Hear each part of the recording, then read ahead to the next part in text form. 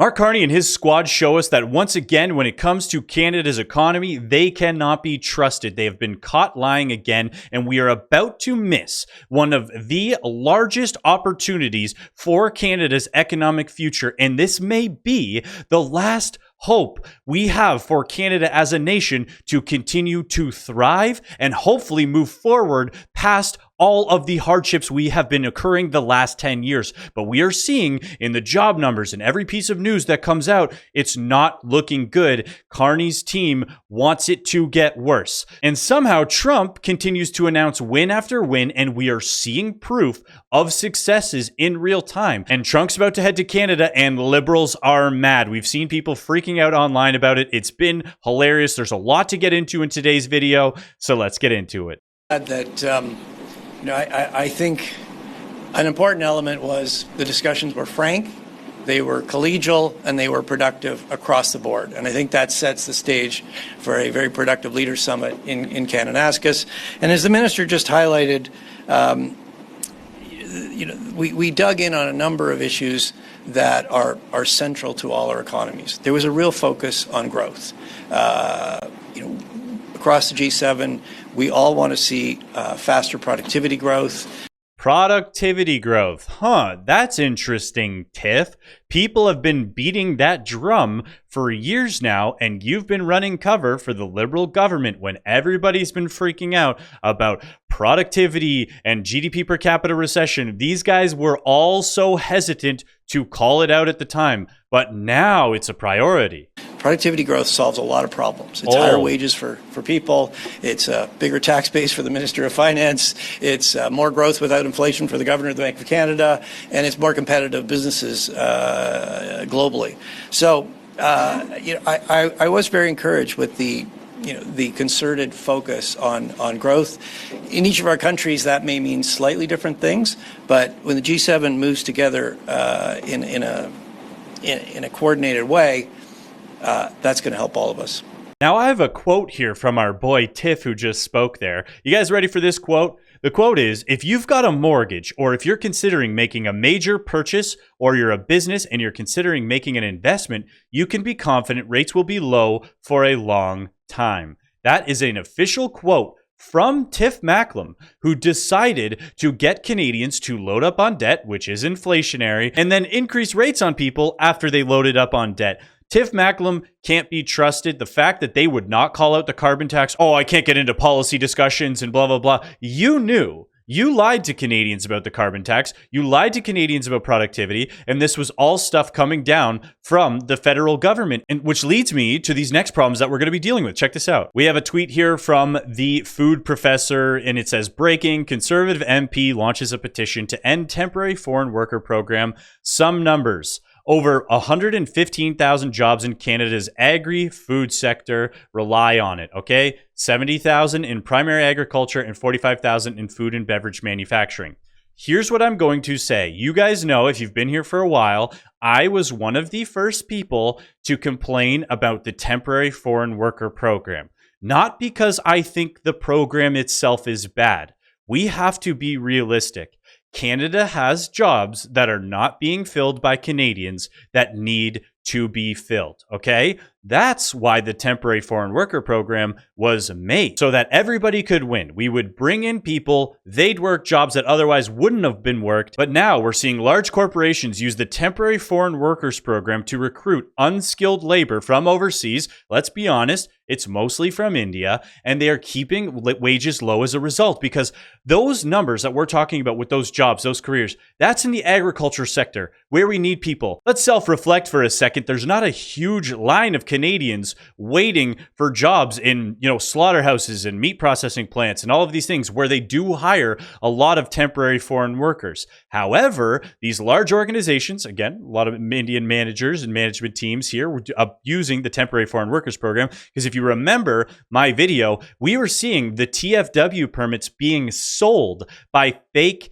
companies because the companies would go, oh, you want to get to Canada? You want to skip the line? No problem. Pay us $50,000. We'll get you a TFW permit, and then you can get here. When that was set up, again, the immigrants were the ones who were losing in those situations. The only ones who were winning were large corporations and the people selling the fraudulent TFWs. And look what that's done to our job market. News for Red Deer in central Alberta.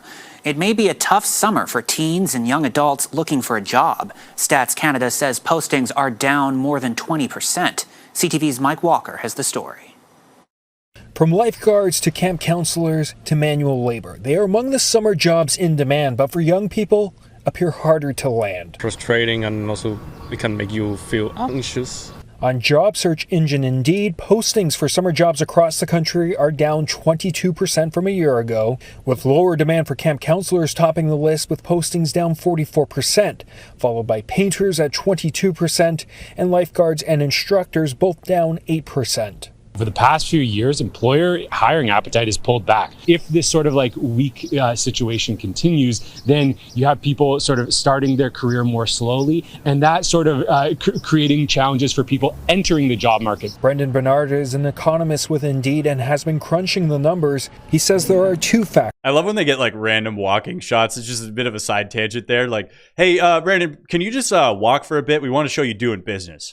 A softening economy and youth employment hasn't kept pace with a rapid population growth. You've got this surge of job seekers coming into the economy at the same time that employers are pulling back. Wow, a surge in job seekers coming to the economy. Here's the problem with this situation, and there's a multitude of problems, okay? One of which is originally, obviously, we had COVID, and these young people were not even allowed to work at a lot of places, or at the very least discouraged. And you now have a situation where they are trying to work, and there's just not enough jobs because of the TFWs and the foreign students and just overall immigration numbers. So, and then again, boomers, I'm talking to you here. We got to have a little bit of empathy for these people, because I always hear, well, young people just don't want to work. Is it that they don't want to work, or is it because their formative years they were told to stay home? Now that they're looking for jobs, they can't even get them. And then best case scenario, you get a job at Tim Hortons where you're stuffed into a kitchen with a bunch of TFWs and international students who don't even speak English, and you're treated like an outsider at your own job. They don't want you there. We've seen exposés where they only hire people from their community. So it's like, if I was a young person right now and I wanted to work at McDonald's and they're going, hey, we only want our people here, yeah, I would also be discouraged from applying for jobs. So let's give these people a little grace, a little empathy, and understand what they're going through is very annoying. When we get into announcements like we're going to get into, they're showing us that lip service comes first, action and actual results come second. Let's get into it. I want to be very clear. In the new economy we are building, Canada will no longer be defined by delay. We will be defined by delivery. I'm going to say that again. In the new economy we are building, Canada will no longer be defined by delay. We will be defined by delivery. So what does that mean? Have you liked the video yet? Helps get the channel in front of more people. Don't forget to sign up for Wealthsimple. Link below. You get $25. I get $25. Support the channel. Let's get back to it. It begins with a vision to build Canada into a conventional and clean energy and natural resources superpower. We have the resources. We have the people. We have the ideas. And we now have a government determined to lead and help unlock the potential of Canadian workers and businesses. Here's why, again, this entire thing is lip service. They are lying to us. This is clear and controlled manipulation, and we'll get into it because he constantly says things that show they have no intention to change. This government has been in power for 10 years. They are gaslighting everybody by pretending that it is a new government, as if most of these people are not the exact same names who were attached to this for the last decade. So it's like, guys, we can do this. We've got the resources. We know. We've been screaming about it for 10 years. And if you watched my last video, we have international companies and countries rattling our gates, trying to get access to our resources. We have projects that have been in the works since 2014. Who was in power since then that are still not started? Nobody's talked about these. Nobody's mentioned these new LNG deals that are being signed. They just keep saying, oh, we're going to start these projects. We're going to do this. We are taking major steps to back that vision with action. Yeah, right. First, we will identify and fast-track projects of national interest. These are the projects that matter to our economy, our environment, and our sovereignty. No more 5-year reviews. Decisions will come in 2 years for all projects. To make that happen, we're standing up a major federal projects office. It will be a single window for permits, bringing together what used to be scattered across departments. Will you repeal Bill C-69, the one that actually requires all of these tests and inspections and approvals and all of these things to be done? No, what we're going to do is we're going to set up a new group who's in charge of their own approvals, and then we're going to keep all of everything else in place, but we will also add another group. Oh, okay, that'll work. It's about making one project, one review real. Then just repeal the bill. Less red tape, more certainty, better outcomes. Sure. And we're doing this not just for speed, but for purpose, for Canada. Because Canadian energy is not just about domestic prosperity, it's a tool for global stability and transformation. It's high time we trade more with people who share our values, not just our borders. Oh, how about we share our values with people in the EU? Should we be trading with them? The ones who Trump just said that he wants to put a 50% tariff on their stuff because they're refusing to deal with him. Not that I'm going to constantly go to bat for Trump, but if you are going to try and make us build partnerships who are actively trying to be contentious with the United States, that is not going to look good for Canada moving forward as we're trying to get a deal done. This was one of the frustrating things. Having to watch this video was so long. This entire thing was 1 hour and 7 minutes long that I had to watch, but it constantly seems to come back to globalization and global and all of these other things. Like he actually opens the speech with saying, we need to take on America. This is a poker game. We have to beat them. We're not playing around anymore. He's acting as if they need us and we're going to take them on and win. Like, it was so combative. It was insane. You know, government will work fast. Our new government will work fast with the provinces and territories, industry, and Indigenous people to diversify our trade and open and expand new markets for energy and natural resources. I did not count, but if I had to put a rough number on the amount of times that he mentions Indigenous peoples in this speech, it was probably 7 or 8 times, once again, showing that we need their approval. So I don't know how that's going to be removed if you are going to keep that active. Like, every single project, they're like, well, we're really going to work with the Indigenous on this. Can we move past it? Can we give it up? Every barrel of responsibly produced Canadian oil and every kilowatt of clean Canadian power can displace less clean, riskier energy elsewhere in the world. Our exports can help our allies break dependence on authoritarian regimes and help the world reduce emissions. Which I've said in other videos, we have the ethical duty to be the ones producing all of this energy. Not only would we be able to supply a lot of countries that are reliant on Russia and other nations right now, we would be able to cut coal plants and all of these things. Like I said in the last video, these people know this is the case, and they say we're going to have such a global impact and it would be better for the environment. And yet, now he continues to say in almost every single step about carbon capture and carbon credits and all of these things. Like, that's where we're having the impact, is by making sure we're these low emissions and cutting down on all this stuff, when it's the bigger impact is in other countries. And we know that, but they want to continue to punish Canadians with their environmental ideology. And he's actually asked about the carbon tax later on, and I'll show you that. And by working with the energy sector to make investments that fight climate change, we can get more barrels to market while cutting carbon emissions. Speaking of carbon emissions, let's see his answer on the carbon tax. We were in Vancouver yesterday at an LNG conversation yesterday with Petronas, and one of the questions was whether the industrial carbon tax would be an impediment to future development of LNG projects in Canada. And just curious as to what your thoughts are on that, given that there has been clear support for LNG and growing that capacity off the West Coast and East Coast, hopefully. So I learned a long time ago you don't get out in front of your boss. At Goldman, you do learn that lesson very quickly.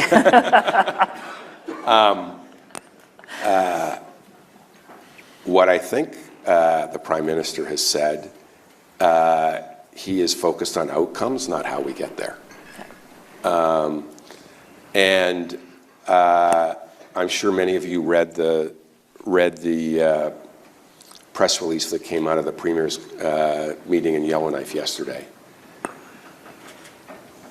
I was pretty encouraged by that.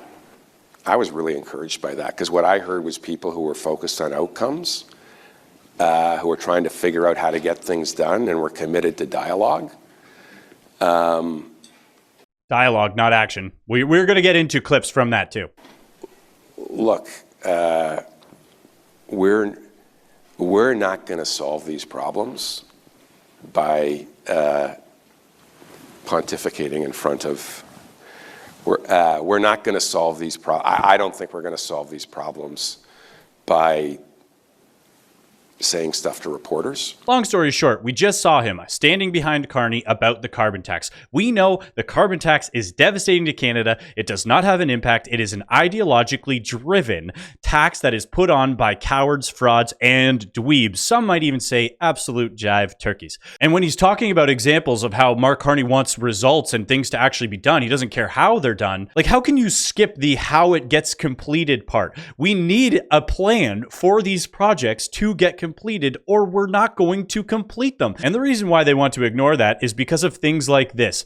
Liberals misled Canadians about carbon tax effect on inflation. We've got this, obviously it's a comedic drawing, but it's true. And you look at all of the industries and the experts, the total people who lied to Canada, we've now seen that you cannot trust them. You've got the Bank of Canada, Stats Canada, the Canadian Climate Institute, the Prosperity Institute, and literally hundreds of economists all lied about the carbon tax.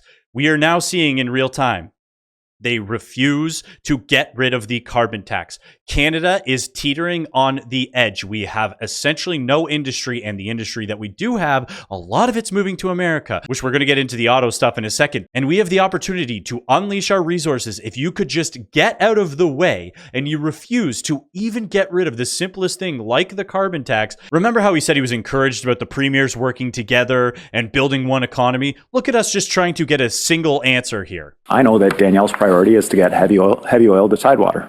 Sitting beside his Alberta counterpart, Premier David Eby acknowledged there are different priorities among Western premiers. Premier Smith is able to convince the federal government to build another pipeline through British Columbia, or a private proponent. We'll cross that bridge when we come to it.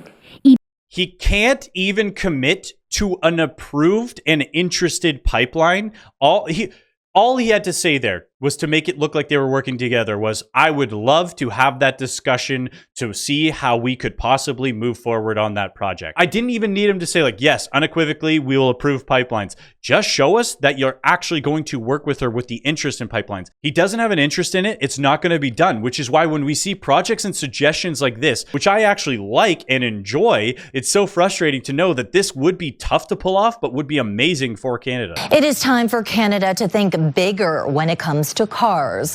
One industry leader says it's not enough to just build for others. He's calling for a national conversation on a made-in-Canada automaker. CTV's Travis Fortnum has been digging into this idea for us today. Travis, this isn't new. That's right, Stephanie. It's not new, but it's gaining traction as tariffs put pressure on cross-border trade. Now, Flavio Volpe, a prominent industry voice, says Canada should at least look into what it would take. The big leagues are changing, and we're in the minor leagues. Not good enough. Spurred on by tariff tensions, the president of the Automotive Parts Manufacturers Association says the question is one the country can no longer avoid. He says it's time to stop relying on foreign companies to build and create jobs in Canada. We didn't say we couldn't make cars. We just never took the ambition to take that other step to say, why can't we? Why don't we? He's calling for a feasibility study with countries like Mexico, Vietnam, and Turkey taking on the idea there. Canada's auto industry is a huge auto industry. Unfortunately, we are reliant on foreign companies and their interest staying within Canada. We've already seen with Stellantis and Honda and these industries shutting down. At the drop of a hat, they are willing to abandon Canada and Canadians. They are private corporations who don't care. Our government was willing to give Honda up to $5 billion in incentives to build their plant here. That was to create 1,000 jobs. $5 million per job for a foreign company. Canada's domestic auto industry could be worth up to $93 billion. If we could capture some of that with a Canadian company that's now supplying Canadian cars in Canada, and please, please, please do not make them EVs. That's what they go on to say in this video. Like, oh, we had a 100% Canadian EV. Stop it. Stop it. We're done with the EVs. As big of a proponent as I am to us being a resource superpower, and obviously I see that as being one of the faster ways to Canada being prosperous, we do have opportunities like this. We were promising $13 billion to Volkswagen and all of these other people, and you add $5 billion on top of that. You're telling me there's not a group of entrepreneurs in Canada who'd be willing to start and develop a car company if they had access to $18 billion in government money? The opportunity's there, but we can clearly see every government-run project as of now just gets run into the ground. And hey, liberals, if you don't want to keep freaking out about Trump and you want to take on America, these are the type of projects that should be done. Speaking of Trump and America, let's check out the next part. The White House has confirmed that U.S. President Donald Trump will be attending the G7 Leaders Summit here in Alberta next month. President Trump will travel to the G7 Leaders Summit in Canada from June 15th through the 17th. The Prime Minister's office had also signaled that President Trump will be at the summit after their White House meeting earlier this month. It was so hilarious to watch liberals spiral in the comments. And this is bigger than the YouTube comments. I had seen this sentiment online for a while of, oh, how can he come over? And all the comments, I thought Canada doesn't allow felons in their country. He can't. He's a criminal. Mr. Trump is a convicted felon on 34 counts. You're no longer welcome to cross the border into Canada. Okay. All of these comments were a lot of fake tough guys. He's the leader of the free world. Do you not know who Donald J. Trump is? The guy is going to come to the G7 summit. Look at these announcements that America gets to continue to make, including their inflation and gas prices. Let's get into it. The 90-day pause on the April 2nd tariffs was based on countries or trade blocs coming to us and negotiating in good faith. And I believe the president believes that the EU proposals have not been of the same quality that we've seen from our other important trading partners. That is the Treasury Secretary Scott Bessent on a day where the Trump tariffs have kicked back in. He was with us about an hour ago and now watching the markets down about 326 points for the Dow, not quite 1% lower. President Trump's rationale for threatening 50% tariffs on the EU. Apple also facing a potential hit. Edward Lawrence following all of this now. It's funny because the EU is who Carney wants us to get in bed with. They're not negotiating in good faith with the U.S., but Carney wants us to get in bed with them. And they'll talk about why the EU is not a good organization. Fox Business, North Lawn. Edward, what are we to make of it now? Hello to you. Yeah, and Bill, I guess a little bit of breaking news. I can tell you a source familiar with the conversation tells me that the top EU trade negotiator will talk with the U.S. trade representative in 30 minutes about these social media posts. Now, the President Trump on social media posted this. The talks with them are going nowhere. He adds that I'm recommending a straight 50% tariff on European Union starting on June 1st, 2025. There is no tariff if the product is built or manufactured in the United States. The Treasury Secretary saying there's a bureaucracy problem within the EU. I would hope that this would light a fire under the EU because, Bill, I've said before, EU has a collective action problem here. It's 27 countries, but they're being represented by the one group in Brussels. You've got 27 nations who are all part of the EU, and obviously the smaller ones just have to go where the bigger ones say they need to go. So they're not able to negotiate with Trump and have their own trade deals. They have to go through the EU. Just like we've seen with the collusion between academia and the top decision makers, we've seen it in Canada. They will fudge the numbers. They'll fake the math to make it look how they want it to look based on ideology. Look how this is working for the US. Well, gas prices are hitting a 4-year low as 39 million Americans are expected to hit the road for getaways during the Memorial Day weekend. Right now, the average price for a gallon of regular, $3.19. That is down from $3.61 a year ago. Doug Burgum is Secretary of the And hey, Canadians, do you know what that translates to? That's $1.07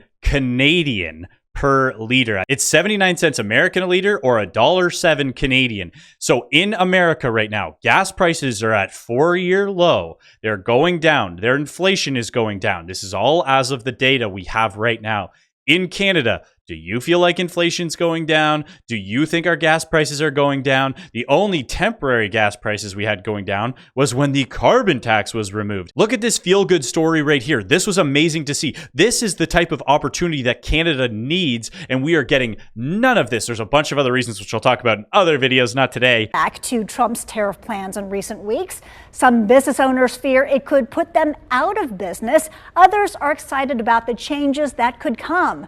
WFMY News 2's Ben Briscoe talked to the owner of a well-known triad company that's doubled their sales since the tariffs started. The first thing you see is that they're hiring. Jobs for people like Davey Cartner, dad to an 8-year-old girl. Yeah, we've been busy. It's really busy, actually. It's good. It's job security. I love having plenty of work. Made in America at the market was huge. It was the big thing over there. Bob Timberlake says his American Home furniture line doubled sales from last year, in large part because buyers wanted furniture made in America to avoid tariffs. The market was just, it could not have been better for us.